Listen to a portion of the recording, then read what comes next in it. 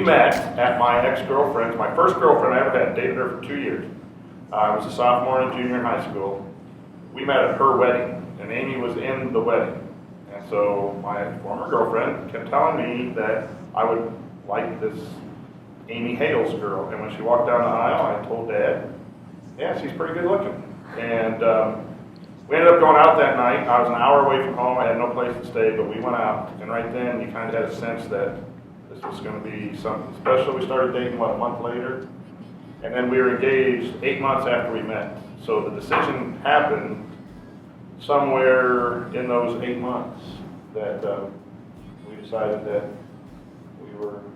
And we even felt like that was rushed. We would talk about 8 months, is that long enough? Is that socially acceptable? Wait a minute. After 4 months, you told me what ring finger. Yeah, it's one of those decisions. So you kind of have some big decisions forced on you when you're having dinner and your date says, I went shopping today. What did you go shopping for today? Oh, I'm a size 6.5. And she was pointing to her ring finger. And this was in December. We've been dating 4 months. So all of a sudden the big decision started. There are a lot of big decisions one makes in his or her life. And my best decision by far has been to marry Mr. Thompson. I agree. A big decision I made occurred in the fall of 2009. Working at Harrison High School. Working there, taking classes to get my special ed license. I got a phone call from a good friend of mine who happened to work here at Delphi, Pat Lowry, and said they had an opening for a teacher in the special ed department. Thought that was a good thing. Talked over with my, at that point, girlfriend, now wife. She thought that was a good idea, so made the move over here, continued my classes, got my special ed license, began teaching, and taught here for 3 years, and now the athletic director. So it was a good choice. At the time, I was kind of, not really sure about it because I was coaching basketball at Harrison and had been for a while, so I didn't know how that would all work out. But I continued to coach at Harrison for another year, and I stopped after that, and have been in Oracle ever since. So if I hadn't have made that decision, I kind of wonder where I would be at, if I would still be in the Harrison School Corporation, or if another opportunity would have, came up. I don't know. So that's always something that my wife and I talked about, a lot. Well, not really a lot, but a little bit, just to see, we don't know what would have, taken place. So that was my big decision. Well, I suppose if I look backwards on it, the biggest decision occurred probably when I was a senior at Purdue. Of course, at that time, the Vietnam War was going on rather well, and in order to determine who got drafted and who did not get drafted, they had a draft lottery, I believe in the fall of 1969, where they put all the birthdays for each date of the year into a hat and pulled them out. And the order in which they came out was the order in which you were drafted. In a lot of years, they went through the entire 365 days, and therefore it was a gamble to see if I wanted to get through Purdue, and my gamble was, if that was the reason, the motivation for going to class every day was, if you thought about, if you don't go to class, you may get drafted, may get sent to Vietnam, and who knows what will happen at that point. So I took a gamble when I was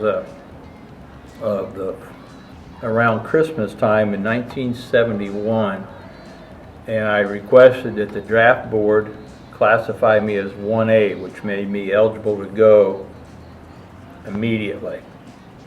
And if they didn't draft anybody for 3 months, I would be into a reserve pool of draftees, and most likely would not get drafted.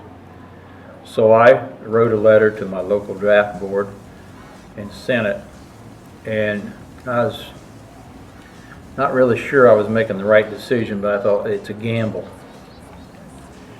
So I went up to the draft board, which is located in the small town of Fowler, Indiana, at the first of the year in January, which had been January of 1972. And the lady that ran the draft board was reading the letter, and she looked at me and said, "Boy, you made a terrible mistake." Well, my heart sank at that point, because I thought, oh, uh-oh. And I said, now, wait a minute. I said, if they don't draft anybody in January, February, and March, I will be put into a holding, or into a reserve pool. And she said, that's correct. And I said, well, they've already said they weren't drafting anybody in January, so I'm betting on the chance of whether they'll draft anybody in February or March. She said, well, I wouldn't be sure of it. I said, yeah, but if they don't, you're going to have to reclassify me. Instead of 1A being able to go now, it'd be 1H. So on April 15th or April 10th, I get a new draft card. You get an actual piece of cardboard in the mail. I was classified 1H. And I had 6 weeks of Purdue left. I hadn't student taught because I knew I figured I was going to Vietnam to be in war. I thought, well, why fill out any applications and go through that process? So in the last 6 weeks, I student taught, and suddenly the whole future changed, because I wasn't going to have to go to the war, and in the meantime, they were winding the Vietnam War down, and they weren't needing as many people to go. So that probably was the biggest decision, because when I look back, out of 365 days of the year, mine was number 27. They range you by birth date, so when they pulled that out of the hat, mine was 27. And the lady told me, she said, well, I said, you'll let me finish school, won't you? And she said, yeah, we'll let you finish school. And I said, so you're going to draft me in July instead of August? She said, yeah. I said, okay, I take a gamble for a month. Well, it worked out to my favor. I mean, it wasn't anything illegal about it. It was just the fact that you took a chance. And if it had gone the other way, I would have been drafted in July.